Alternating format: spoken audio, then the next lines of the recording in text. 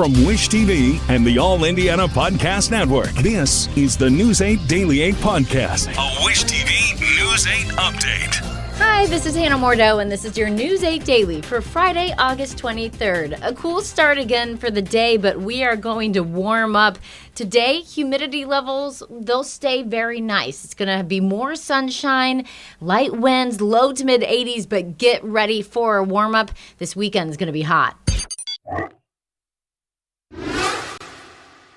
The focus in the race for the White House is now November. Kamala Harris has formally accepted her party's nomination for president. Harris delivered the final speech of the Democratic National Convention, outlining policy proposals and sharing her own story.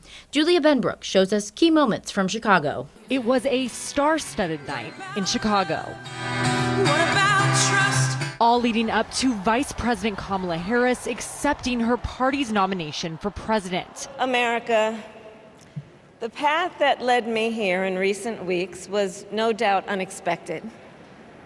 But I'm no stranger to unlikely journeys. During her speech, Harris shared her story and record with Americans. We know a strong middle class has always been critical to America's success, and building that middle class will be a defining goal of my presidency. And contrasted her vision with former President Donald Trump's. In many ways, Donald Trump is an unserious man. But the consequences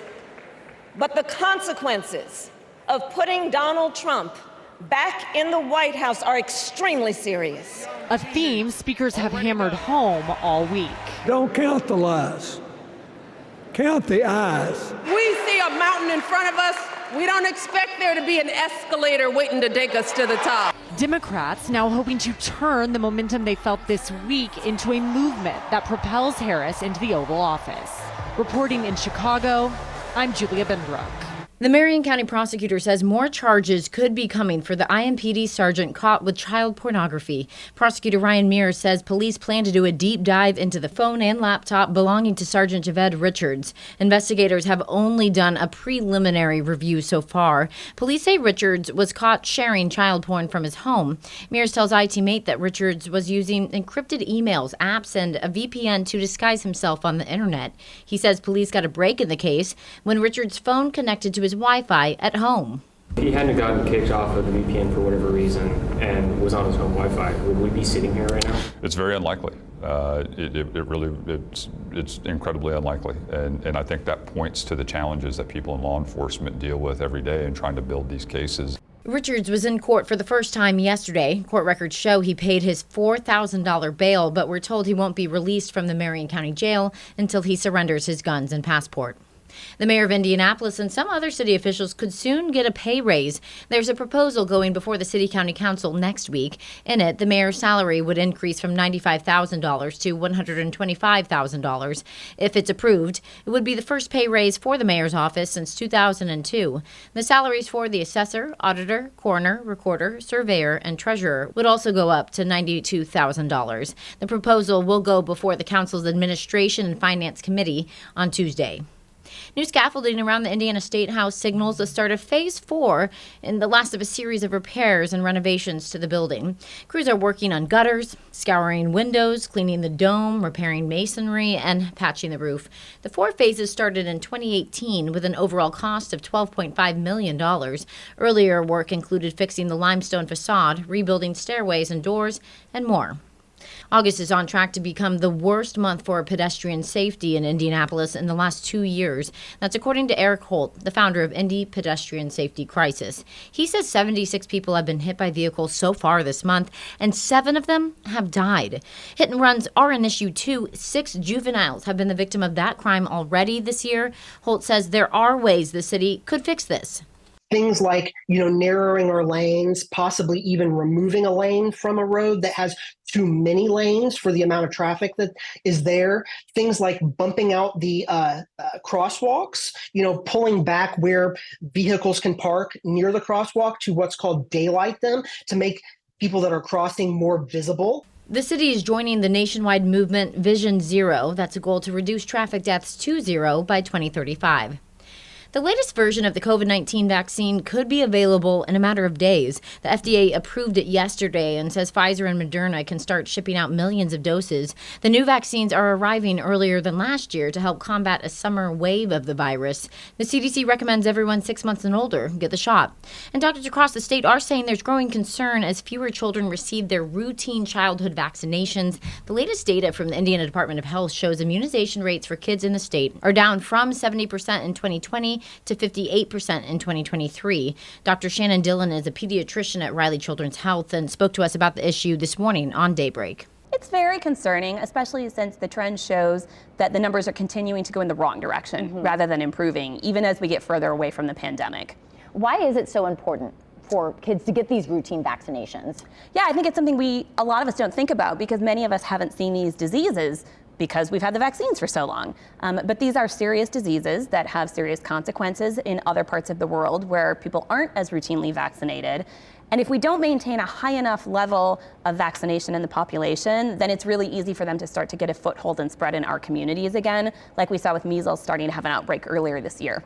In Colts Watch, time for final cuts after a win to close out the preseason. The Colts starters played most of their first half against the Cincinnati Bengals. Quarterback Anthony Richardson started hot with a touchdown pass to rookie Adonai Mitchell on the first series. Then Richardson struggled, throwing an interception and fumbling. Coach Shane Steichen did not sound too worried after the game. It was great to see. You saw the explosiveness that he had on the first drive, made some really good throws. I think he was 7-8 on that first drive. So it was great to get him out there. Final cuts have to happen by Tuesday. Then the Colts open their regular season in just more than 2 weeks, September 8th, against the Texans at Lucas Oil Stadium. High school football kicks off tonight for the first time this season, but there's a battle off the field for the Wish TV Zone banner. Here's Anthony Calhoun with more.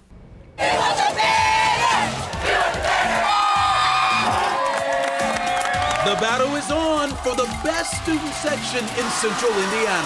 The winner of the 2023 Zone banner is Chatard High School.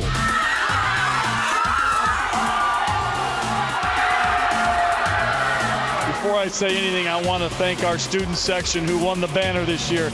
Best student section in the state. Which school is going to win the undisputed Top Spirit Award, the Zone Championship banner? We won the banner! If you want in the game, you better come ready. It's the Spirit Award everybody in Central Indiana wants. So if you want the Spirit banner, please stand up. What? Please stand up. Please stand up. We want the banner. We want the banner. We want the banner. Entire schools and communities coming together to win the coveted banner. Here are 3 ways your school can win and have the Zone banner hanging in your gym. Number 1, great school spirit. Number 2, show us how much you love the Zone. And number 3, lead the way on social media across the state, promoting your school and the Zone. So who's taking the Zone banner in 2024? We'll find out in November. We'll have the highlights of tonight's top games on the Zone at 11:08. That includes our game of the week, Lawrence North versus Lawrence Central. We will have highlights of 22 games tonight in the Zone. Some families in the NICU at Peyton Manning's Children's Hospital now have personal memories with Indiana Fever star Caitlin Clark. She and an assistant coach stopped by the hospital. Clark signed basketballs, taught skills to siblings of newborns, and helped one family celebrate as they prepared to head home after 40 days in the NICU. Clark and her coach also met with doctors to learn how they can take care of premature babies. Happening today, IU Indianapolis says more than 175 of its student athletes and coaches will help make downtown more beautiful. It's called the Jag Jump Community Cleanup. Organizers say volunteers will pick up litter, put down mulch, and pull up weeds along the canal from 10th Street to Michigan Street. Cleanup runs for 2 hours starting at 3 this afternoon. This has been your News 8 Daily from Wish TV. I'm Hannah Mordeau. Watch us on wishtv.com and follow us on Facebook for updates. This is the News 8 Daily 8 podcast, a Wish TV News 8 update on demand. For even more, on demand and on the go, connect with Wish TV on Facebook at wishtv.com and on the free Wish TV mobile app. Thank you for listening, and be sure to like, subscribe, and follow this podcast for updates every weekday morning on the All Indiana Podcast Network and wherever you get your podcast.